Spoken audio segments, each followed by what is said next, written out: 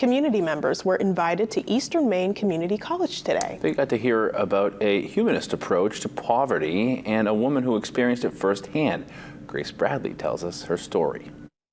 Poverty's a problem, and when you can get the community to wrap their arms around that and let go of the stereotypes and myths so that we are seeing people and helping them truly move out and stay out. That is renowned poverty expert Dr. Donna Beagle's approach to addressing the poverty crisis. Hosted by Heart of Maine United Way at Eastern Maine Community College Tuesday, Dr. Beagle combines her personal lived experience of poverty with research to communicate a compelling case. I was born into migrant labor, generational poverty. Most of my family members can't read and write. I have 5 brothers. I'm the only person who's not been incarcerated. I dropped out of school at 15.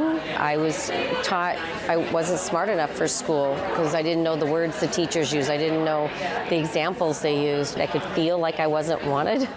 So I got married at 15. 10 years later, my marriage ended, and I, a fluke, landed into a community action program where they actually helped with not only housing, childcare, fundamental human needs, but also helped me to learn that I wasn't stupid, that I had something to offer. So I got my GED at 26, and 10 years later, my doctorate.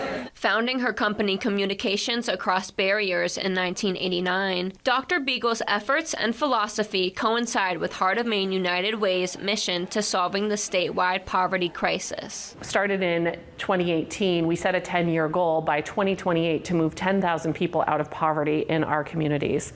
So we're about halfway through. We've definitely seen movement. I think one of the things we're really learning from her today is around listening for the why. The answer to poverty is people, but it's poverty-informed people, so that they're aligning with their neighbors, their fellow human beings, seeing them as people.